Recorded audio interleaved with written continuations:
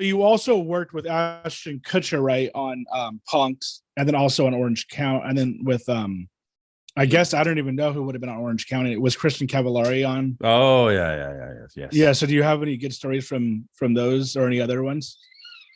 So that was like a really weird show because it was like written, but it was performed by people who were themselves, which was a new thing. Like a written reality show? Yeah, like that was I guess that was the sort of first one because I was on an hour long before it and I got hired and they're like, we're going to pay you a weekly writer salary, but there's no writing. And I was like, yes, I am going to dick around on the internet all day long and buy sneakers and have fun. Perfect job.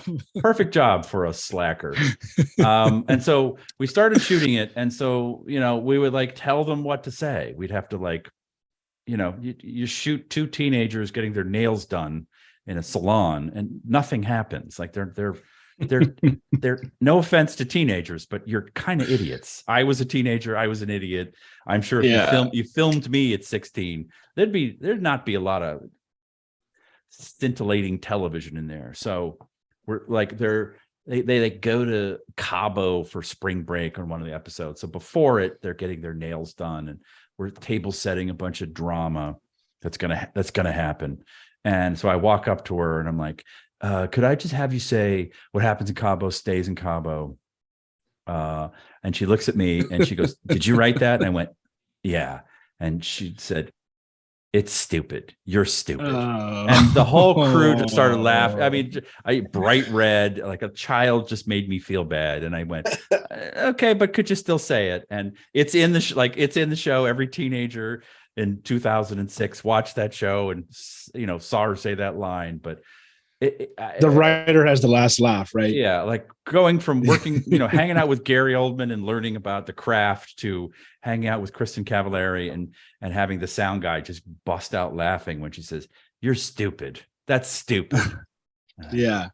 So they made me feel bad, but that's what teenage girls do. Even back when I was a teenager, she's not the villain that the show made her out to be. I can only imagine how difficult being 16 is, but also then being 16 and being thrust into stardom. It's like I thought the show was going to fail and I was just making money. And after the first season, we went to go make a trailer for the second season. And, they did this like meet and greet at a bar or a club or something with all the kids from the show. And they had a barrier, to keep people from getting on stage. And I watched these kids just knock the barrier over. Like I imagine what the Beatles went through in that Hard Day's Night era. Like, and they chased them out of the bar. Like it was lightning in a bottle. Like for some reason that show and those people had nothing to do with me. I just picked a bunch of the music and was often absent due to me being in Larry David's edit bay. But it was just like a moment in time when right before social media hadn't quite clicked in. So this was like, they were proto influencers and kids just saw themselves in them. And I just went from this show's never going to work to, oh my God, they're breaking down barriers at clubs to get to them, get to the chopper. We got to get out of here. And then watching it just become too big and implode. Like they made too much of it and they turned it into board games. And, I'm standing at a bookstore and there's like the true story of it. Like they just exploited it to the point where it just wasn't good anymore. So just like anything else, right? Yeah, it was just fun to be a part of. Like, this is never going to work. To, oh my God, this is in the zeitgeist. And then, oh my God, we stayed too long at the party. This is awful. So yeah, I feel like Hollywood is good at overdoing things like that. Like, oh yeah, I was gonna say right now with Avatar, but there's only been 2 Avatars, I guess.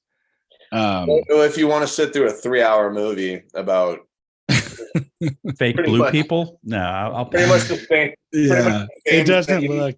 But water, lots of water. I've heard it doesn't look great. But so, and then what about Punk? Did you ever have? Or well, first of all, on Orange County, was there or any set you've been on? Was there ever any type of like we were talking about, inappropriate behavior with Laguna some Beach. girls that were maybe a little bit too young for some of the guys. No, I never saw that. That was, yeah. That I just remember like agents like, what are they like in person? I'm like, they're 16. Like they don't. I know we present them like little adults. They're children. So no, I've never. No, nothing inappropriate. I'm trying to think of like the worst. Usually it's just me, but I like to. I'm occasionally a screamer when I have a meltdown. So that's inappropriate. But I always apologize and buy the person who I screamed at something later. So I know I've not really seen anything. I've not. I guess I've been spared. Micah, you and I grew up in the town over in Dana Point, so I can tell you. I can tell you that's exactly how life is like. Yeah. That was Laguna Beach was our high school experience, or our junior high and high school experience to a T. Sure. Just less course. Money. And then the hills. The hills when we went to high school or whatever.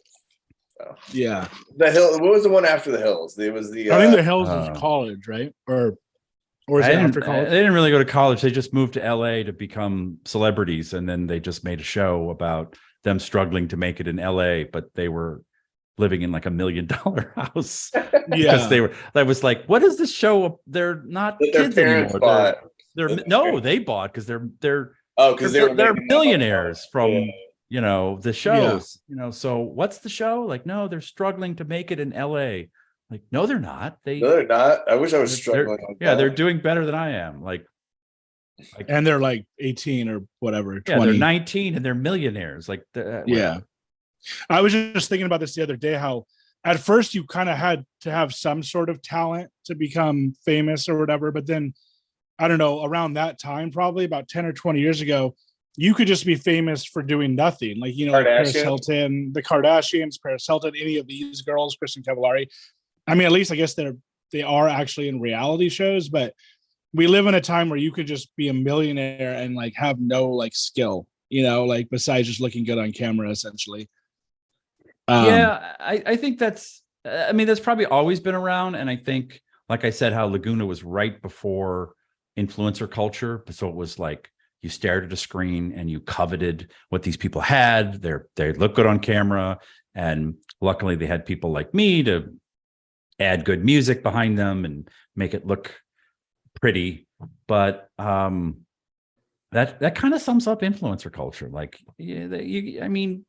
I guess some of them do something. They have to provide some value. They're not just, I guess Instagram models don't really provide any value. They just pretend to eat pasta in a photo and then. Oh no, they provide lots of value to me. So I enjoy every morning when I wake up.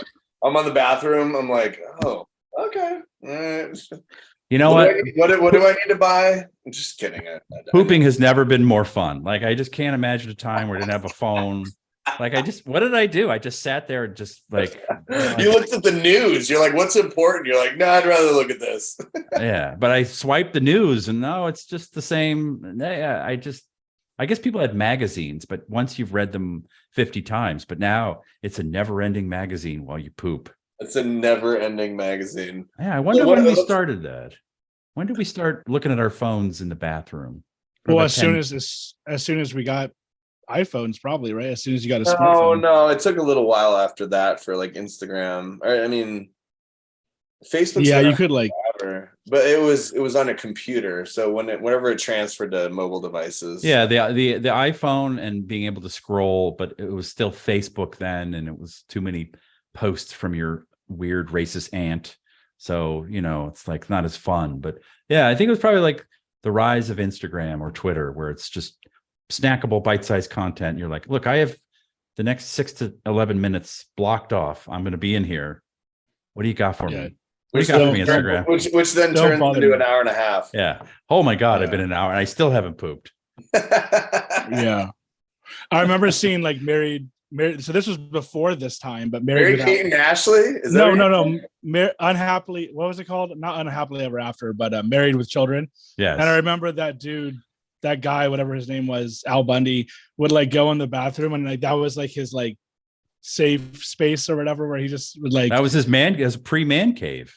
yeah, I think a lot of men can relate to that. Honestly, a lot of it's like with children.